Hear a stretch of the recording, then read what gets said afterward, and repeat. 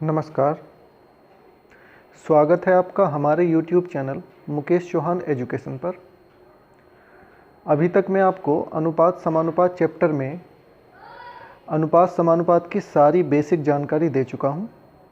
तो अब बारी है प्रश्नों को हल करने की, प्रश्नों को समझने की। तो इस चैप्टर के हम सभी प्रश्न टाइप वाइज रूप में समझेंगे। तो आइए देखते हैं टाइप फर्स्ट और टाइप फर्स्ट का पहला क्वेश्चन। पहले क्वेश्चन में इन्होंने कहा है कि A अनुपात B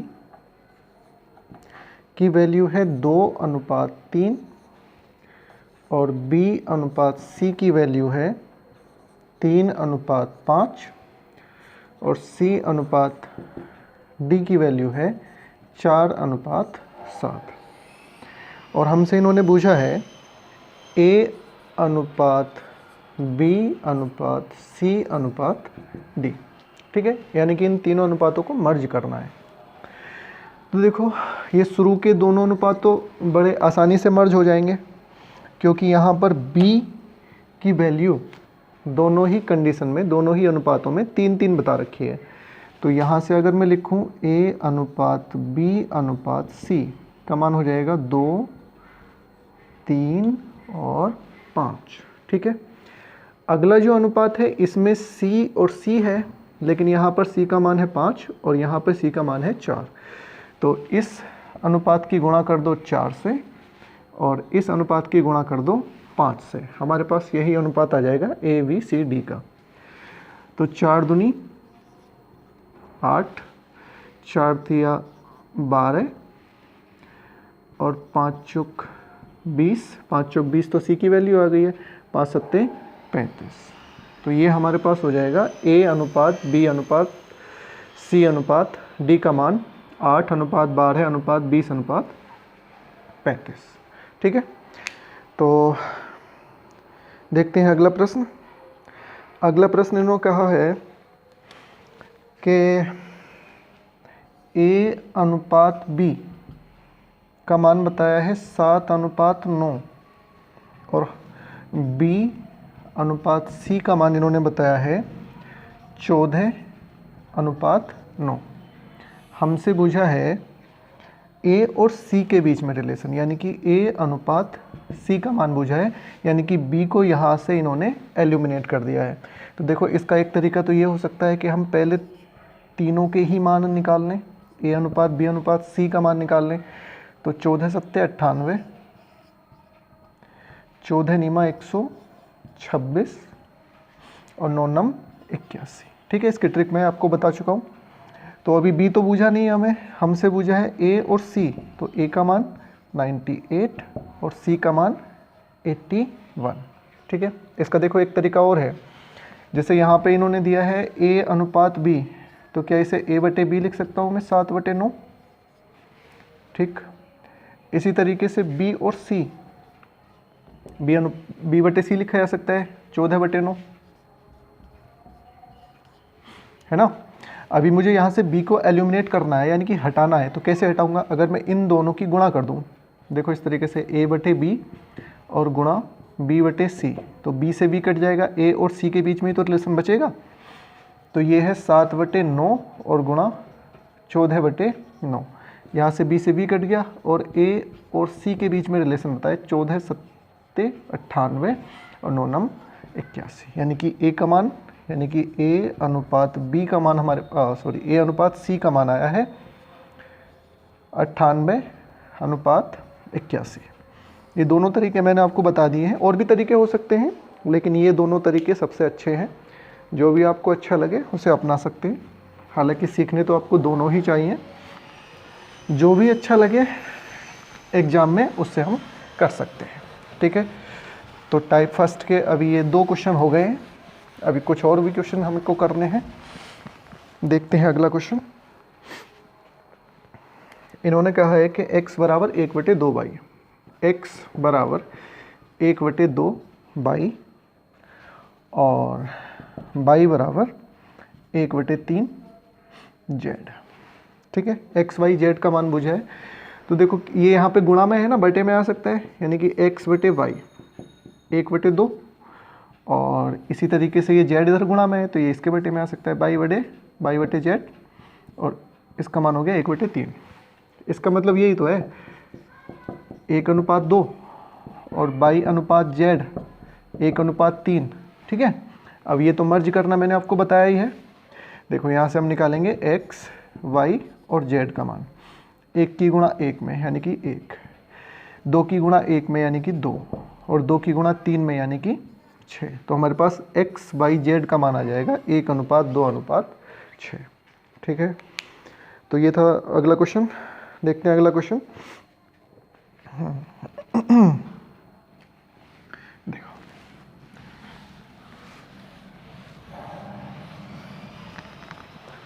अगला क्वेश्चन कुछ ऐसा कहा है इन्होंने कि A/B का मान दिया है 4:5 और B/C का मान दिया है 6:7 और C/D का मान दिया है इन्होंने 8:11। और हमसे क्या पूछा है, A और D के बीच में रिलेशन पूछा है। फिर से वही सवाल है। देखो इसका मतलब ये है कि A/B बराबर 4/5 और इसका मतलब है B/C बराबर 6/7 और इसका मतलब है C/D बराबर 8/11, है ना।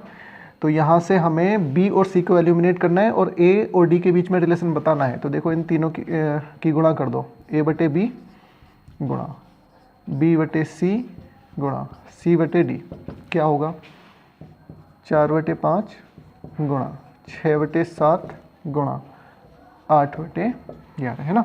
तो B से B कटेगा, C से C कटेगा, A और D के बीच में रिलेशन बनेगा, ये जो भी बनेगा। तो 4 छंग 24, 24 अट्ठे 192 होते हैं और 5 सत्ते 35, 35 की गुणा 11 में करोगे तो 11 पंजे 55 हासिल 5 और 11 तिया 33, 33 और 5 38, यानी कि A और D का ये रेशियो बना है 192:385। ठीक है, ये हमारा आंसर हो जाएगा। ठीक, देखते हैं अगला क्वेश्चन।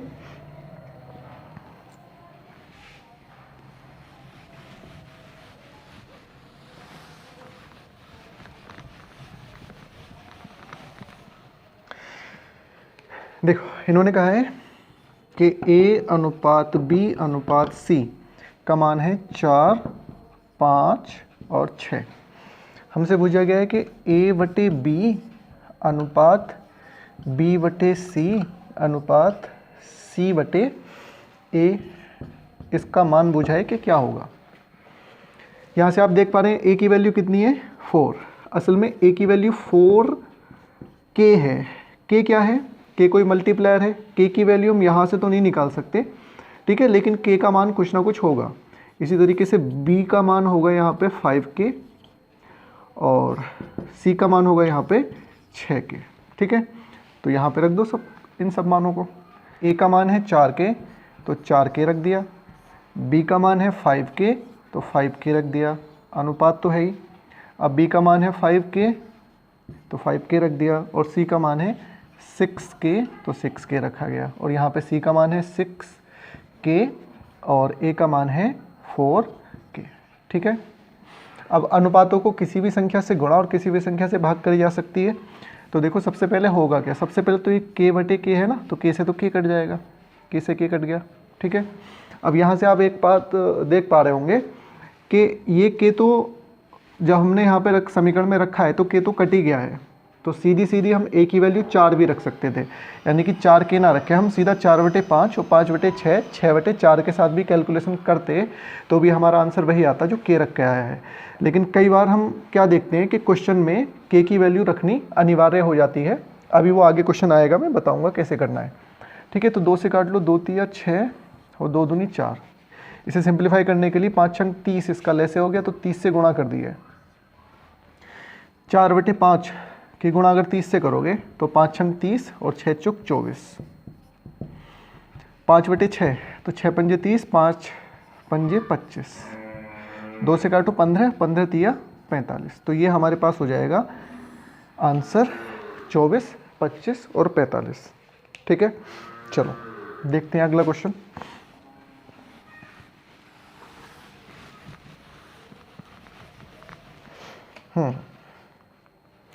अगला क्वेश्चन इन्होंने बताया है कि A अनुपात B का मान है 4:1 और हमसे पूछा गया है A की क्यूब माइनस B की क्यूब अनुपात A की क्यूब प्लस B की क्यूब। देखो ये बीच में अनुपात का साइन लगा हुआ है, यानी कि बटे का साइन लगा हुआ है, और बटे में अगर मैं यहाँ पे A की वैल्यू 4K रखूँ तो K बटे K होके मल्टीप्लायर कैंसिल हो जाएगा। तो यहाँ पर हम K की वैल्यू सीधी सीधी 4, A की वैल्यू सीधी सीधी 4 और B की वैल्यू सीधी सीधी 1 रख सकते हैं। देखो 4 का क्यूब माइनस 1 का क्यूब अनुपात 4 का क्यूब प्लस 1 का क्यूब, तो 4 का क्यूब होता है 64 और माइनस 1 अनुपात 64 प्लस 1, तो 64 में से 1 गया 63 आएगा 63 और ये हो जाएगा 65। तो ये हमारा हो जाएगा आंसर। ठीक है, देखो यहाँ पे अगर k का मान रखते भी ना तो यहाँ से k की क्यूब और यहाँ से k की क्यूब कॉमन आ जाता और यहाँ से भी k की क्यूब कॉमन आ जाता और k की क्यूब से k की क्यूब कट जाता। तो इसे चाहे तो रखो चाहे मत रखो, लेकिन इस बात का ध्यान रखेंगे कि k जो है ना मल्टीप्लायर हमारा, अगर कैंसिल हो जाए तो सीधी सीधी वैल्यू हम अनुपात को ही रख सकते हैं। देखो अगला क्वेश्चन देखते हैं। x अनुपात y अनुपात z का मान है 2:3 अनुपात 5 और हमसे पूछा गया है √4x², ठीक है, प्लस y² प्लस 3z², तो 3z²। इसकी वैल्यू पूछी गई है क्या आएगी। ठीक है, तो देखो यहाँ पे कैंसिल होने के लिए कुछ नहीं है ना, तो हमें यहाँ पे मल्टीप्लायर रखना ही पड़ेगा कुछ ना कुछ, यानी कि x का वैल्यू सीधी सीधी हम 2 नहीं रख सकते, हम रखेंगे 2a। a मल्टीप्लायर कुछ भी मान सकते हैं b c d, ठीक है, और y का मान हो गया 3a और z का मान हो गया 5a। यहाँ पे रखो 4 गुणा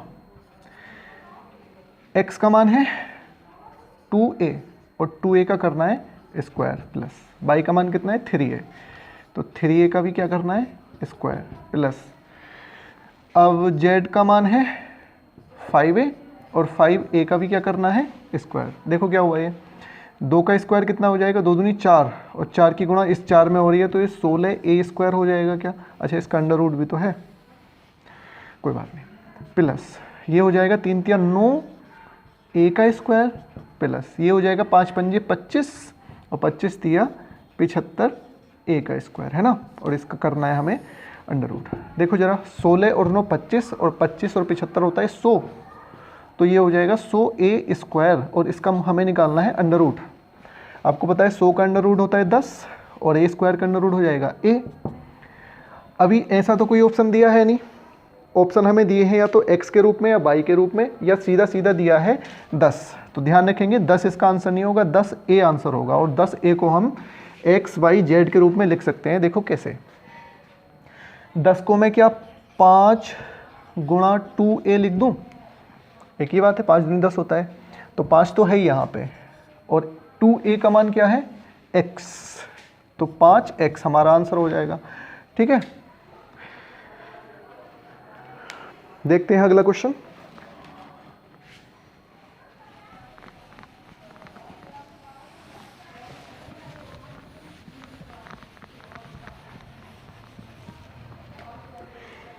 कह रहे हैं कि a अनुपात b का मान है 4:5 और हमसे पूछा गया है 5a plus 4b 3a plus 5b का मान बताओ क्या होगा। ठीक है, देखो अगर मैं यहाँ पे a का मान 4k रखूँ मल्टीप्लायर के साथ, तो यहाँ से भी k आएगा और यहाँ से भी k आएगा और k कॉमन आ जाएगा और बटे में भी k कॉमन आके कट जाएगा, तो k जब कटना ही है तो k का मान ना रख के हम a का मान सीधा सीधा 4 रख देंगे और b का मान सीधा सीधा कितना रख देंगे 5। देखो तो 5 a की जगह रखना है 4 प्लस 4 गुणा b की जगह रखना है 5 और बटे में 3 a की जगह तो रखना है 4 और प्लस 5 और b की जगह रखना है 5। तो 4 पंजे 20 प्लस 4 पंजे 20 और 4 तिया 12 प्लस 5 पंजे 25। तो 20 और 20 क्या हो जाएगा ये 40 और 12 और 25 हो जाएगा 37। तो 40/37 या इसे हम अनुपात के रूप में लिख सकते हैं 40:37। ये हमारा हो जाएगा आंसर। ठीक है, तो ये थे आज के क्वेश्चन। ये टाइप फर्स्ट मैंने अभी आपको बताया है। इस टाइप फर्स्ट में यही बेसिक क्वेश्चन आते हैं, खासकर अगर क्वेश्चन आएगा तो ये वाला क्वेश्चन आ जाएगा। सीधा सीधा इसका ए और बी का मान रख देंगे इस सवाल में, तो सीधा सीधा हमारा आंसर आ जाएगा। तो आशा करता हूँ कि आज के सवाल आपको अच्छे लगे होंगे, पसंद आए होंगे। ठीक है, तो मिलते हैं अगली क्लास में टाइप 2 के साथ। तब तक के लिए जय हिंद।